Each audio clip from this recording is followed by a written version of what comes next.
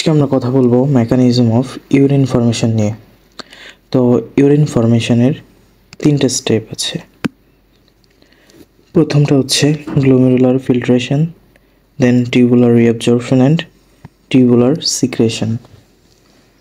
আচ্ছা, তো এখানে আমরা একটা নেফ্রনের ছবি দেখতে পাচ্ছি।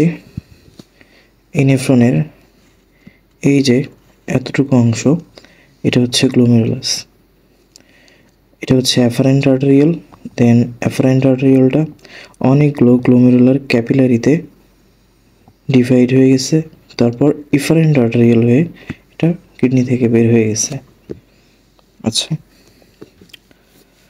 আর এই যে গ্লোমেরুলাসের চারিদিকে একটা ক্যাপসুলার মেমব্রেন আছে। এটা হচ্ছে কি?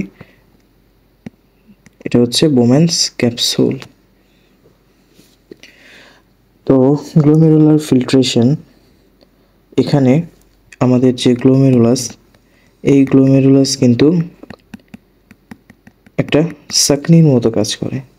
এই যে আমরা দেখতে পাচ্ছি গ্লোমেরুলার ক্যাপিলারির মাঝখানে যে ছোট ছোট ছিদ্র আছে, এখান দিয়ে কিন্তু আমাদের ফিল্ট্রেটগুলো এই বোম্যান্স ক্যাপসুলের মধ্যে জমা হয়।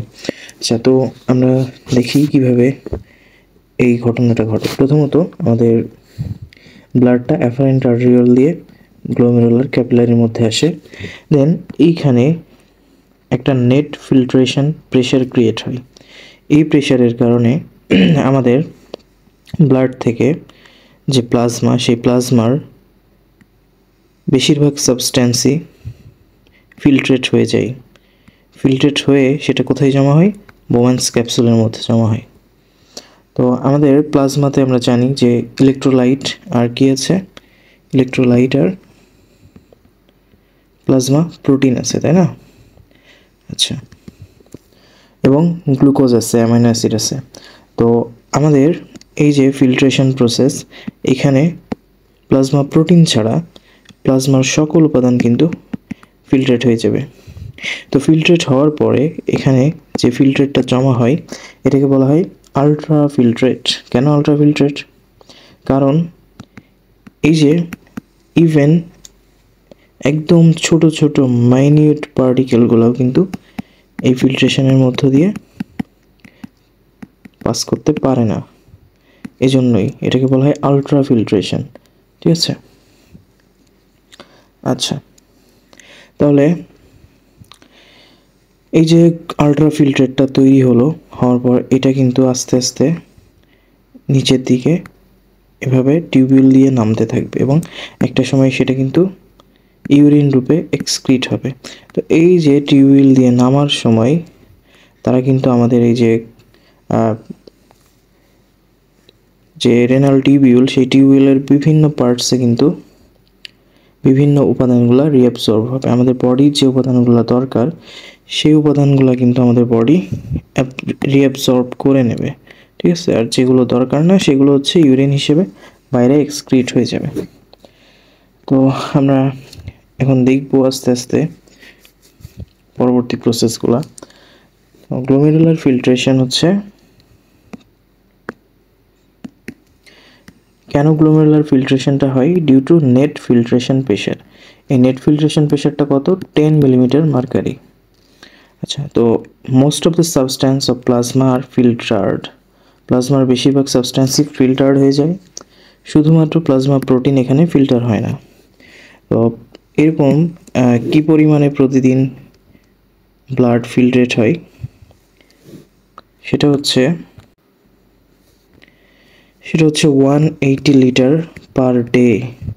আর আমরা যদি মিনিটে হিসেব করি তাহলে 125 মিলিলিটার পার মিনিট। আচ্ছা, তো এই যে এই পরিমাণ ফ্লুইড কিন্তু ফিল্ট্রেট হিসেবে এখানে জমা হয়। এরপর 99%ই কিন্তু আবার কিডনি টিউবিউল দিয়ে এটা ব্লাড স্ট্রিমে ফিরে যায় রিঅ্যাবসর্ব হয়ে। এই জন্য আমরা দেখি যে প্রতি মিনিটে 1 মিলিলিটার ইউরিন কিন্তু তৈরি হয়। আচ্ছা, এখন এই যে আমাদের ফিল্ট্রেটটা এখানে তৈরি হলো, এই ফিল্ট্রেটের যে কম্পোজিশন আর আমাদের প্লাজমার কম্পোজিশন কিন্তু সেমই থাকে। শুধুমাত্র প্লাজমা প্রোটিনটা আমাদের আলট্রাফিলট্রেটের মধ্যে থাকে না। তোমাদের পরীক্ষায় কিন্তু এরকম আসতে পারে, প্লাজমা ভার্সেস আলট্রাফিলট্রেট রিটেন কোশ্চেন আসতে পারে, তাহলে তোমরা কিন্তু লিখতে পারবা। আচ্ছা, আরেকটা কি, সেটা হচ্ছে টনিসিটি। টনিসিটিটাও কিন্তু প্লাজমার মতো তোমার হচ্ছে আলট্রাফিলট্রেটে সেমই থাকে। এখন টনিসিটি জিনিসটা কি? টনিসিটি হচ্ছে সহজ কথায় বলতে গেলে সলিউট কনসেন্ট্রেশন। আচ্ছা, তার মানে কোনো একটা সলিউশনে কতটুকু সলিউট থাকে সেটাই। তো এই যে টনিসিটি, এটা অ্যাকচুয়ালি কী করে? এটা হচ্ছে ability of a solution to affect the movement of water across cell membrane through osmosis.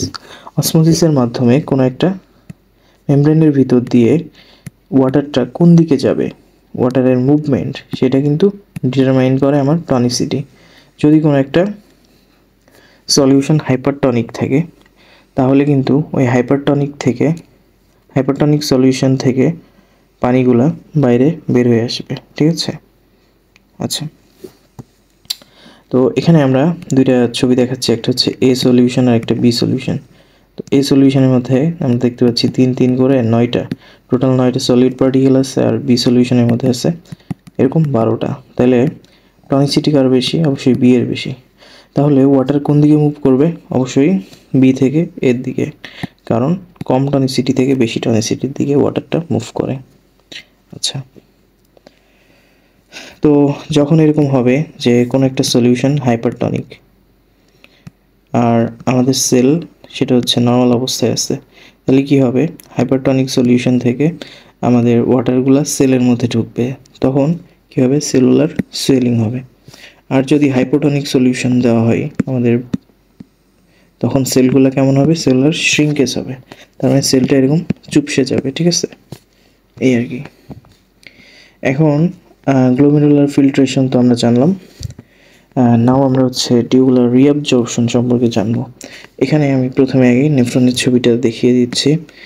এই যে এটা হচ্ছে আমাদের বোম্যান্স ক্যাপসুল, এটা গ্লোমেরুলাস, এটা এই যে এতটুকু অংশ হচ্ছে প্রক্সিমাল টিউবিউল, দেন হচ্ছে descending limb of loop of Henle, ascending limb of loop of Henle, then distal convoluted tubule, তারপর কালেক্টিং ডাক্ট, ঠিক আছে? আচ্ছা, তো আমাদের এই যে ফিল্ট্রেট সেটা প্রথমে বোম্যান্স ক্যাপসুল থেকে কোথায় আসবে? Proximal convoluted tubule. Proximal convoluted টিউবিউলে যখন আসবে, তখন এটা হচ্ছে আমাদের কিডনি টিউবিউলের এই অংশটা অনেক বেশি ওয়াটার পারমিয়াবল, ঠিক আছে? যার কারণে এখান দিয়ে কিন্তু অনেক ওয়াটার বের হয়ে যাবে বাইরের দিকে। আচ্ছা, সাথে কি হবে? সাথে হচ্ছে বিভিন্ন ইলেকট্রোলাইটগুলোও কিন্তু বাইরে বের হয়ে যাবে। তো আমাদের যে সোডিয়াম, ক্লোরাইড, বাইকার্বনেট, পটাশিয়াম, এই সবগুলোই তো প্লাজমাতে থাকে। তো প্লাজমার এই ইলেকট্রোলাইটগুলো কিন্তু 65%-এর মতো রিঅ্যাবজর্ব হয়ে যাবে। আচ্ছা, তার আগে আমরা একটু ওই রিঅ্যাবজর্পশন আর এক্সক্রিশন জিনিসটা একটু বলে দিই। আচ্ছা, এটা নিয়ে কনফিউশন হতে পারে, বলে দিই। ধরে নিলাম এটা হচ্ছে আমার সেই কিডনি টিউবিউল, তাই না? এটা কিডনি টিউবিউল, আর এই যে এটা হচ্ছে আমাদের ব্লাড ভেসেল। তাহলে this is blood vessel, this is kidney tubule. তাহলে কোনো একটা সাবস্ট্যান্স যখন কিডনি টিউবিউল থেকে ব্লাড ভেসেলের মধ্যে আসবে, দ্যাট ইজ রিঅ্যাবজর্পশন। আর যখন ব্লাড থেকে কোনো সাবস্ট্যান্স কিডনি টিউবিউলে আসবে, তখন সেটা হবে সিক্রেশন। আচ্ছা, তাহলে এই কনসেপ্টটা আমাদেরকে মাথায় রাখতে হবে। আর একটা কথা, সেটা হচ্ছে এখানে কেন রিঅ্যাবজর্পশন বলা হচ্ছে, কারণ দেখো আমাদের ব্লাডের মধ্যে কিন্তু এই যে প্লাজমার উপাদানগুলা আগে থেকেই অ্যাবজর্ব হয়েছে একবার, এখন সেকেন্ড টাইম যেহেতু টিউবিউল থেকে আবারও অ্যাবজর্ব হচ্ছে, এই জন্য এটাকে বলা হচ্ছে রিঅ্যাবজর্পশন। আচ্ছা, এখন আমরা নেক্সটে দেখি কি আছে। হ্যাঁ, প্রক্সিমাল টিউবিউলে তাহলে কী কী হয়? প্রথমত এখান থেকে অনেক ওয়াটার বাইরে বের হয়ে যায়।